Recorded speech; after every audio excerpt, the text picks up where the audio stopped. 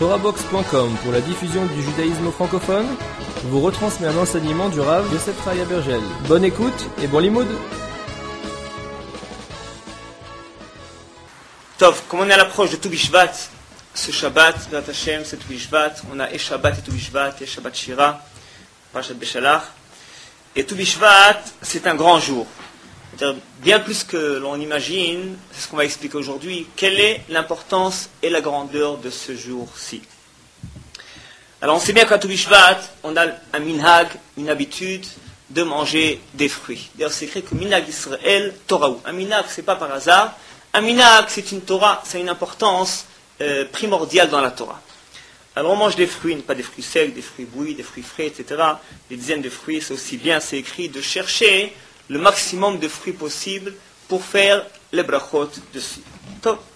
Alors a priori, bon, il y a une importance par rapport à la bracha.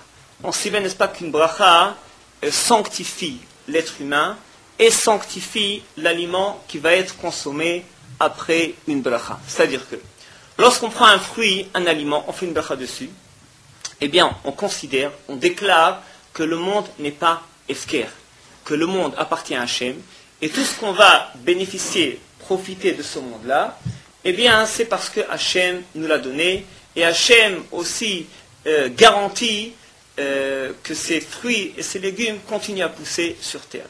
D'ailleurs c'est écrit dans le Pri Tzadik que les fruits continuent à pousser sur la terre grâce à nos brachot. Bracha, ça veut dire bénédiction, c'est-à-dire que le chef à la bracha, l'abondance, vient grâce à nos brachot qu'on fait sur les fruits. Alors, Tou Bishvat, c'est écrit que ça correspond, Zenikra Yom Achanata Shel Haperot. C'est-à-dire que c'est à partir de ce jour, les fruits commencent à bourgeonner sur les arbres. On s'est écrit aussi que c'est uniquement en Israël, c'est-à-dire qu'à Tou Bishvat, la majorité des pluies est déjà tombée. Et donc, à partir de ce jour-là, les fruits commencent à bourgeonner en terre d'Israël. Et c'est pourquoi il y a un minhag de manger des fruits, toutes sortes de fruits de l'arbre ce jour-là. Donc, on va expliquer un peu plus la Omek, plus en profondeur. Donc, tout d'abord, une parenthèse. On sait bien que depuis la faute d'Adam Arishon, eh bien, il y a un mélange de bien et de mal sur terre. C'est-à-dire qu'a priori, Hachem a créé le monde sans mal, sans psolète, sans résidus, sans reste, sans quelque chose qu'on doit jeter, mais tout était à consommer a priori. Lorsqu'on a dans des fruits une coquille, une peau, une écorce, un noyau qu'on doit jeter, ça provient de la faute de Adam Arishon. Parce qu'a priori, les fruits étaient sans aucune coquille, sans aucun noyau. Et d'ailleurs, on constate qu'on a plusieurs catégories de fruits. Il y a des fruits qui n'ont ni peau à l'extérieur, enfin ni noyau à l'intérieur, ni peau à l'extérieur, comme par exemple les fraises ou alors les figues. Des fruits qui ont un noyau à l'intérieur, comme les dattes et les prunes par exemple.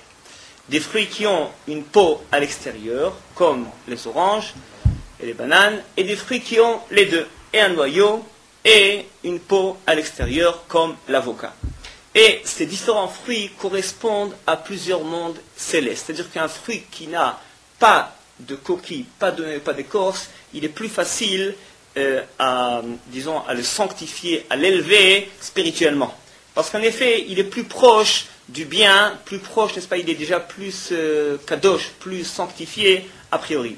Alors qu'un fruit qui possède, n'est-ce pas, un noyau et une peau à l'extérieur, il est plus difficile à élever, et donc il faudra a priori même peut-être plus de kavana lorsqu'on fait la bracha sur ce fruit.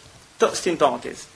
Ce qu'on va essayer d'expliquer aujourd'hui, c'est l'importance de cette journée en soi, avant de parler des fruits, et ensuite on va expliquer aussi qu'est-ce que ça veut dire pour nous dans notre travail personnel. Alors on va faire une petite introduction.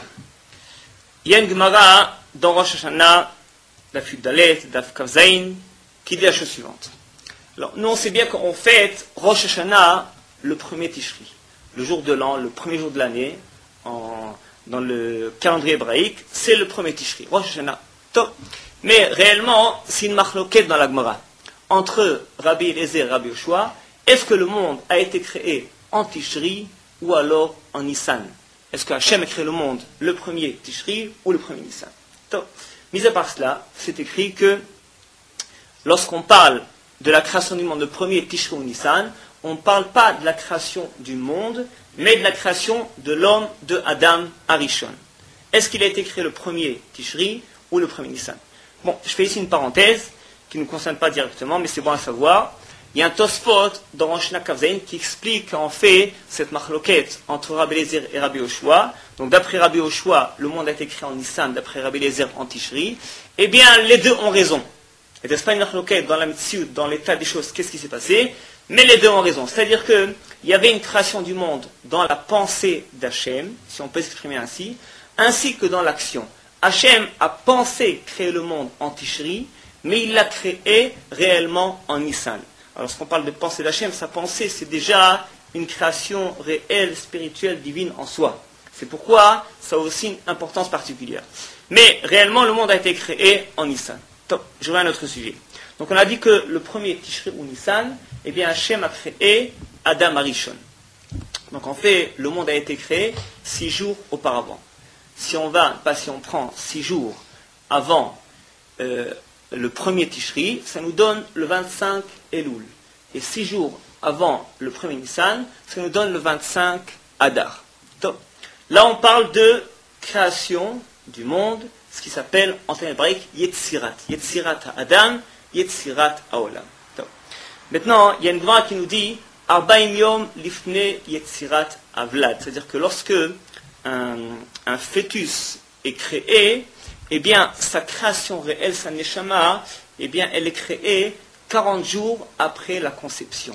Et à la conception, 40 jours après uniquement, c'est là où le fœtus est considéré comme créé avec une neshama. Il y a aussi certaines halachot qui découlent de cela. Par exemple, si une femme a fait une fausse couche pendant les 40 premiers jours, eh bien, cette fausse couche n'est pas considérée. C'est-à-dire que si elle a eu un enfant après, eh bien cet enfant sera considéré le premier-né, le Bechor. Parce que, n'est-ce pas, l'enfant n'est pas encore considéré créé uniquement à partir de 40 jours après la conception. Donc, alors, pour le monde, c'est pareil. C'est-à-dire qu'il y a un parallèle étroit entre l'être humain et le monde.